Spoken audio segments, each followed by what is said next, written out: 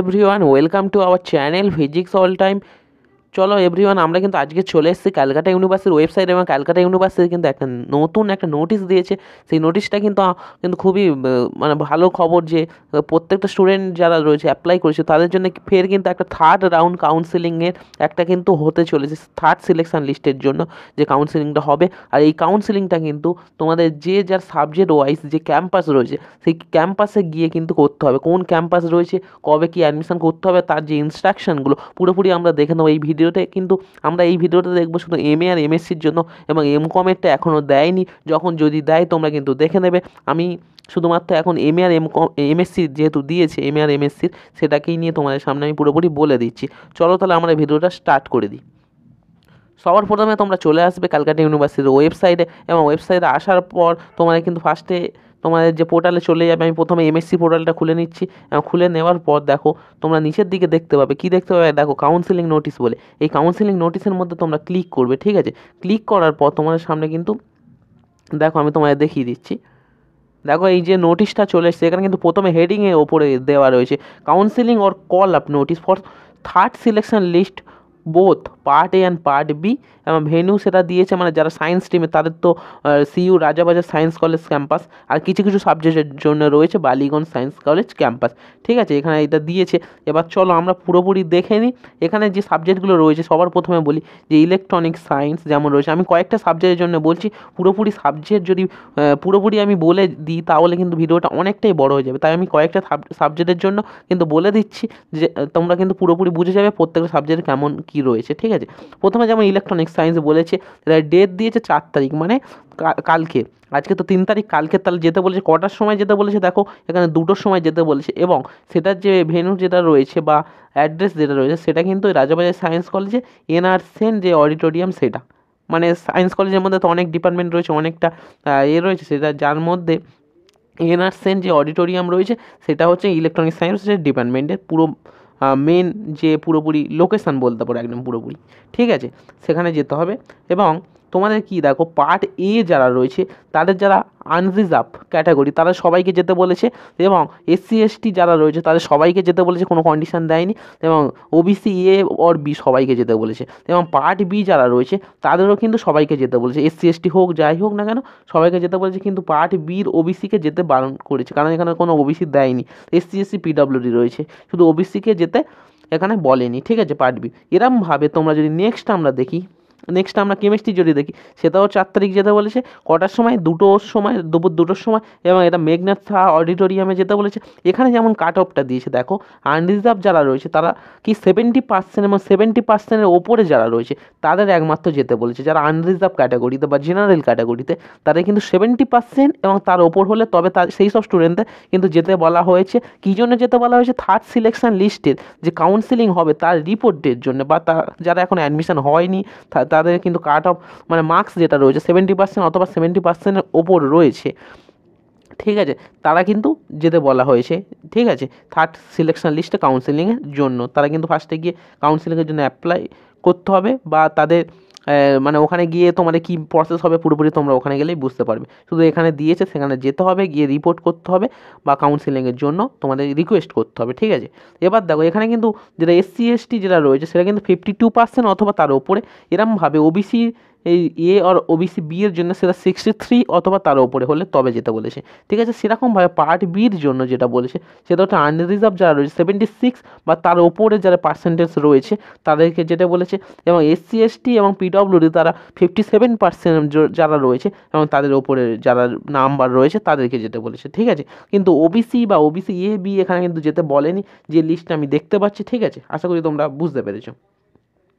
এবার দেখো এরমভাবে তোমরা প্রত্যেকটা সাবজেক্ট দেখে নেবে। যেমন ফিজিক্স রয়েছে সেটা 5 তারিখে ডেট রয়েছে, এবং 2টো টাইমিং ডেট রয়েছে, ঠিক আছে। একটা হচ্ছে 11:30 AM আর একটা দুপুর 2টো টাইমিং ডেট রয়েছে, এবং সেটা দেখো তোমরা দেখতে পাচ্ছ এখানে যেটা আনরিজার্ভ 75% ও অ্যাভব যেতে বলেছে, এবং 56% SC/STর জন্য, ওবিসির জন্য 67.5 অথবা ওই অ্যাভব, এবং আনরিজার্ভের জন্য পার্ট বির যেটা রয়েছে 82% বা তার অ্যাভব, এবং তারপরে কি 62% বা তার অ্যাভব। মানে এখানে ওরা কী করতে চাই, এখানে মনে হচ্ছে দুবার কাউন্সিলিং হবে। একবার ফার্স্টে হয়তো 11:30 থেকে হবে, হয়ে যাওয়ার পর যখন দেখছে কোনো যদি সিট থাকে সেই জন্য আরও যেতে বলেছে। তারপরে আবার কি আনরিজার্ভ 70% অথবা 70% অ্যাভব যারা থাকবে তাদের, ঠিক আছে, বা SC/ST ও মানে PWD যারা রয়েছে তারা 53% তার অ্যাবভ, মানে সেটা হচ্ছে 2টোর সময় টাইমে সেই কাউন্সিলিংটা হবে। আর 11:30টায় যাদের নাম্বার এখানে পার্সেন্টেজ দিয়ে দিয়েছে তোমরা দেখতে পাচ্ছ যে 75% অ্যাবভ আনরিজার্ভের জন্য, বা এরমভাবে যা লিস্টগুলো রয়েছে আমি পুরোপুরি আর বলছি না, তোমরা একটা দুটো সাবজেক্টের জন্য বলে দিলাম, তোমরা আশা করি বুঝতে পারবে। সেরকমভাবে তোমরা যে সাবজেক্টগুলো রয়েছে সেগুলো দেখো, আমি ইনস্ট্রাকশনগুলো এবার বলবো। তার আগে একটা দেখো, এখানে নোট যেটা দিয়েছে একটা দেখো, এখানে বলেছে the candidate those who have already selected in first preference need not to appear in the counselling. মানে যারা কিন্তু ফার্স্ট সিলেকশন লিস্ট, যারা অলরেডি সিলেক্টেড হয়েছে ফার্স্ট প্রিফারেন্স, যারা ফার্স্ট প্রিফারেন্স দিয়েছিল, সাপোজ আমি যদি বলি কেউ যদি ফার্স্ট প্রিফারেন্স দিয়েছিল ইলেকট্রনিক সায়েন্স, সাপোজ সে হয়তো ইলেকট্রনিক সায়েন্স ফার্স্ট প্রিফারেন্সে দিয়েছিল, সে ইলেকট্রনিক সায়েন্সে সিলেক্টেড হয়ে গেছে এবং তাকে কিন্তু যাওয়ার দরকার নেই। যারা এখানে সেটা বলেছে কিন্তু তাদেরকে কাউন্সিলিংয়ে যাওয়ার দরকার নেই। ইনস্ট্রাকশানে প্রথমে বলেছে কোন কোন কপিগুলো নিয়ে যেতে হবে, টাইম ডেট তোমাদেরকে বললাম, তোমাদের যে যা সাবজেক্টে টাইম ডেট দেখে নেবে। এবং দেখো এখানে কী কী নিয়ে যেতে হবে, ওইখানে তোমরা যে জিনিসগুলো এখানে বলেছে সেগুলো আমি বলবো স্টেপ বাই স্টেপ। তোমাদের কিন্তু অল জিনিস কিন্তু অরিজিনাল, তার সঙ্গে কিন্তু একটা করে কিন্তু তোমাদের ওই কপি মানে ফটোকপি বা জেরক্স কপি তোমরা বলতে পারো, সেগুলো কিন্তু নিয়ে যেতে হবে। মানে জেরক্স কপি যেগুলো নিয়ে যাবে, যে ডকুমেন্টগুলো এখানে বলেছে তার উপর কিন্তু তোমার সেলফ অ্যাটেস্টেড করতে হবে, ঠিক আছে। বা তোমরা যদি করে নিয়ে যাও তো ভালো, বা তোমরা গিয়ে যদি করো যা ইচ্ছা, এখানে সেলফ অ্যাটেস্টেড করতে হবে, সেটা কিন্তু পুরো বলে দিয়েছে। এবং কী কী জিনিস নিয়ে যেতে হবে আমি তোমাদেরকে বলে দিচ্ছি। দেখো, print copy of online generated application form, মানে জেনারেটেড যে অ্যাপ্লিকেশান ফর্মটা তোমার অ্যাপ্লিকেশান করেছিল যে ফর্মটা, তার প্রিন্ট আউটটা, এবং তার সঙ্গে দেখো self attested photocopy of marksheet and certificate from 10, 12 and BSc, মানে মার্কশিট আর সার্টিফিকেট, মানে 10-এর সময় সার্টিফিকেট দেওয়া হয়, তার সঙ্গে যখন তোমরা 12-এ মানে হায়ার সেকেন্ডারি তাতেও সার্টিফিকেট দেওয়া হয়, ঠিক আছে। BSc যদি সার্টিফিকেট তোমার দেয় তো নিয়ে যাবে, নইলে নিয়ে যাওয়ার দরকার নেই। মানে মার্কশিট এবং তার সঙ্গে যে সার্টিফিকেট দেয় দুটোই নিয়ে যাবে, দুটোই কিন্তু জেরক্স কপিও নিয়ে যাবে, মানে এখানে বলে দিয়েছে ফটোকপি, এবং সেইগুলো ফটোকপিতে কী করতে হবে, সেলফ অ্যাটেস্টেড করতে হবে, ঠিক আছে। এবং 3 নম্বর দেখো, self attested photocopy of proof of date of বার্থের প্রুফের জন্য তোমার নিয়ে যেতে হচ্ছে কি, তোমার কিন্তু ক্লাস 10 তোমার যদি অ্যাডমিট কার্ড থাকে সেটা নিয়ে যাবে, বা কোনো যদি সার্টিফিকেট থাকে ডেট অফ বার্থ কন্টেনিং করছে সেই সার্টিফিকেটও নিয়ে যেতে পারো। সবাই বেশিরভাগ কিন্তু ক্লাস 10 যে অ্যাডমিট কার্ড সেটাই বেশিরভাগ নিয়ে যায় ডেট অফ বার্থ প্রুফ হিসেবে। তোমরা কিন্তু এটা অরিজিনালও নিয়ে যাবে, তার সঙ্গে কিন্তু ফটোকপি নিয়ে যাবে, যাতে সেলফ অ্যাটেস্টেড করা, ঠিক আছে। এবার 4 নম্বর দেখো, তোমাদের যদি সেলফ অ্যাটেস্টেড ফটোকপি যদি তোমরা SC/ST OBC এরম বা PWD কোনো ক্যান্ডিডেট হয়ে থাকো, তাহলে কিন্তু তাদের জন্য কিন্তু ওই যে সার্টিফিকেট অরিজিনাল তার সঙ্গে ফটোকপি এবং তাদের সেলফ অ্যাটেস্টেড করতে হবে। এবার ডোমিসিয়াল সার্টিফিকেট তোমার রিজার্ভ ক্যাটাগরি, যারা SC/ST ক্যাটাগরি রয়েছে কিন্তু আদার স্টেটের দিয়ে, সেই রিজার্ভ ক্যাটাগরি আদার স্টেটের, তারা কিন্তু ডোমিসিয়াল সার্টিফিকেটটা নিয়ে যেতে হবে, ঠিক আছে, তাই এখানে বলে দিয়েছে। এবং দেখো self attested photocopy of Aadhaar card, যারা আধার কার্ডেও তোমরা কিন্তু অরিজিনাল নিয়ে যেও, এবং তার সঙ্গে জেরক্স নিয়ে যেত বা ফটোকপি নিয়ে যেও, নিয়ে গিয়ে তাতে কিন্তু সেলফ অ্যাটেস্টেড করা থাকবে এরকম, ঠিক আছে, বা তোমরা গিয়ে করে নেবে। তারপরে কিন্তু যারা পার্ট বি রয়েছে তাদের জন্য আরেকটা এক্সট্রা জিনিস কী রয়েছে, তারা হচ্ছে পার্ট বি ক্যান্ডিডেটদের যে ক্যালকুলেশান সিট বা ক্যালকুলেশান যে মার্কশিটের যে ক্যালকুলেশান, সেই সিটটা কিন্তু তোমরা নিয়ে যাবে, ঠিক আছে, এবং সেটা কিন্তু পার্ট বিদের জন্য নিয়ে যেতে বলেছে, ঠিক আছে। আর কোন কোন ফটোকপি রয়েছে এখানে পুরো সেলফ অ্যাটেস্টেড ফটোকপি বলা রয়েছে, সেগুলো ফটোকপি নিয়ে যাও। প্রিন্টেড কপির তার ফটোকপি নিয়ে যেতে দরকার নেই, কারণ সেটাই তো তোমাদের জমা দিতে হবে, তার আবার ফটোকপি কী হবে, ঠিক আছে, সেই জন্য তার ফটোকপি বলা নেই, ঠিক আছে। যেমন ক্যালকুলেশন সিটের কোনো ফটোকপি নেই, কারণ তোমরা যেটা ফিল আপ করেছিলে বা ফর্মটা ডাউনলোড করে ফিল করেছে সেটাই নিয়ে চলে গেলে হয়ে যাবে। এবার দেখো কী রুলে তোমাদের সিলেকশনটা হবে সেটা একটুখানি দেখে নিই। ফার্স্ট যেটা রয়েছে, selection will be made strictly on the basis of the merit, মানে merit and subject to availability of vacancies, মানে তোমাদের যে ভ্যাকেন্সি অনুযায়ী তোমাদের যে মেরিট স্কোরের বেসিক্সে কিন্তু তোমাদের কিন্তু সিলেকশন হবে। হয়তো দেখা গেল হয়তো 10টা সিট আছে, সেখানে হয়তো যারা গিয়েছিল হয়তো 100 জন গিয়েছিল, আমি সাপোজ বলছি, ঠিক আছে। এবার তার মধ্যে মেরিট অনুযায়ী যদি 100 জনের মধ্যে যে কজন সিলেক্টেড হবে, ঠিক আছে, তাদের 10টাই তো সিট নেবে, তাই বলে যে সবাইকে ডাকা হচ্ছে মানে যে আমরা সবাইকে ওরা নিয়ে নেবে এমন কিন্তু কথা নয়, ঠিক আছে। মানে সবাইকে যেতে বলেছে বলে যে সবাই সিলেক্টেড হয়ে যাবে, সেরকম ব্যাপারটা এখানে হচ্ছে না। তারা নাম্বারও দিয়ে দিয়েছে কত কাট অফের ওপরে যেতে হবে বা কত মার্কস থাকলে তোমরা যাবে, এবং তার মধ্যে থেকে যারা যারা সিলেক্টেড হবে যে ভ্যাকেন্সি অনুযায়ী এবং মেরিট স্কোর অনুযায়ী, ঠিক আছে, যেটা বললাম। এবং তারপর দেখো, the choice or preference submitted by the candidate will be processed and seat will be provisionally allotted in the order of the merit as per application form submitted. মানে যারা যেমনভাবে কিন্তু প্রিফারেন্স দিয়েছিল সেই অনুযায়ী কিন্তু সিটটা অ্যালটেড হবে। মানে থার্ড দেখো, candidate must be present in the time of counselling. কাউন্সিলিংয়ের টাইমে মানে যখন কাউন্সিলিং হবে তোমরা টাইম বলে দিয়েছে, ওই সময় কিন্তু তোমাদের প্রত্যেককে কিন্তু যারা অ্যাপ্লাই করে বা রিপোর্ট তারা কিন্তু উপস্থিত থাকতে হবে, সেটা এখানে বলে দিয়েছে। এবং তারপর দেখো, university reserve to the right two withdraw the admission in case of candidate does not fulfil minimum qualification.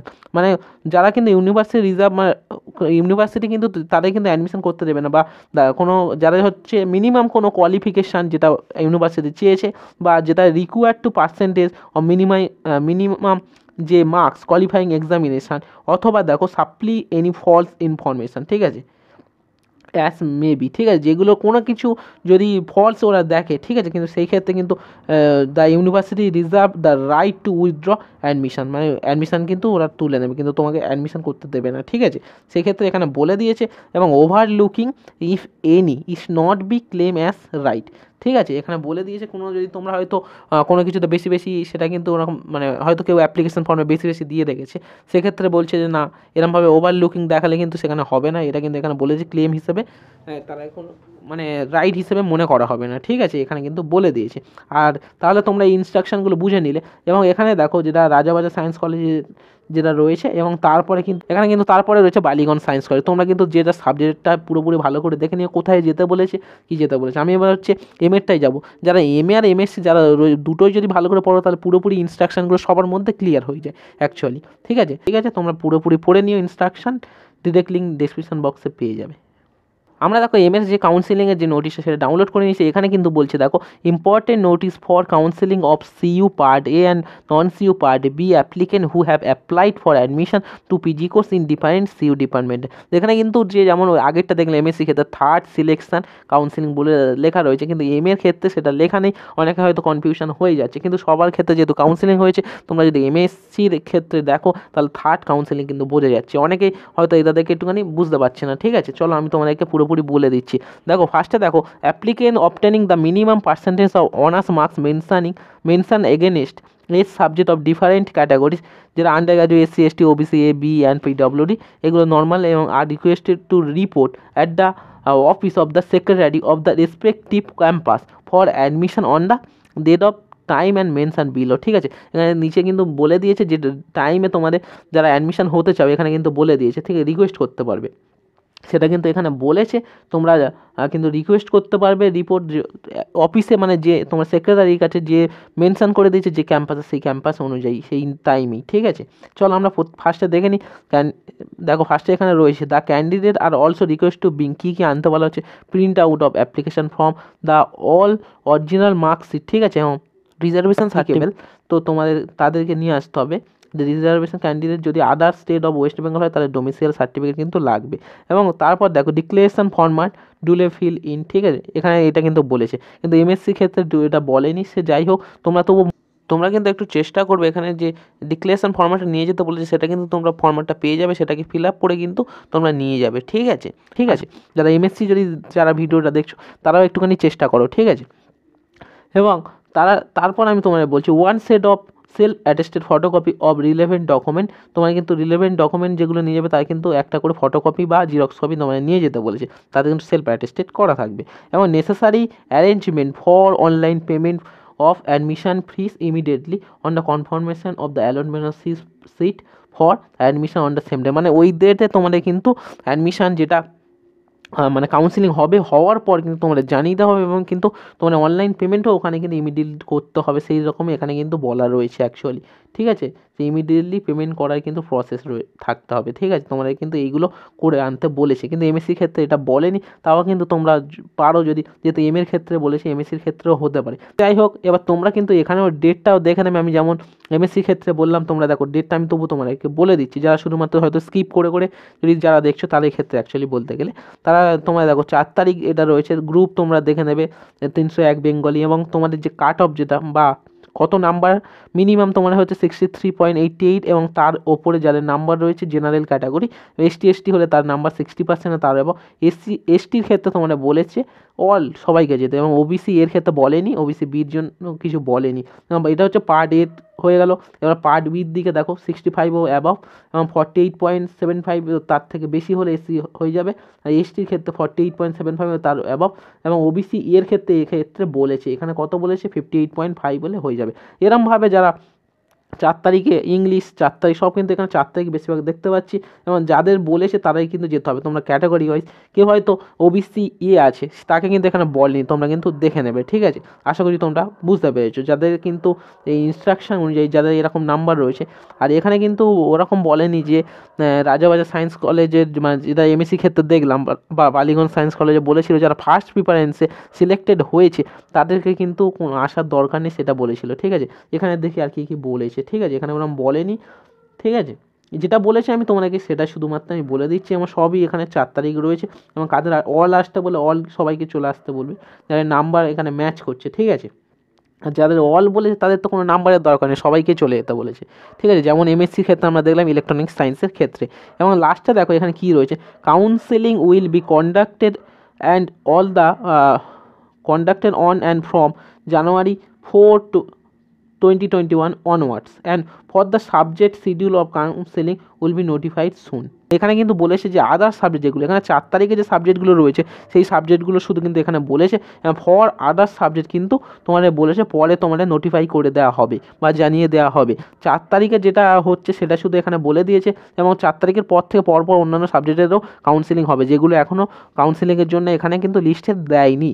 ঠিক আছে, আশা করি তোমরা বুঝতে পেরেছো। এবং এখানে কিন্তু হেল্প ডেস্ক নম্বর রয়েছে, হেল্প ডেস্ক মানে ইমেল রয়েছে, সব কিছু রয়েছে। তোমরা কিন্তু 4 তারিখ মানে কালকের অ্যাকচুয়ালি নোটিশটা দিয়েছে কিন্তু আজকেরই। ঠিক আছে, এবং আজকের হয়তো পুরো ফার্স্ট সকালের দিকে দেয়নি, কারণ দুপুরবেলার দিকে দেয়নি, হয়তো সন্ধ্যের দিকে মনে হচ্ছে দিয়েছে।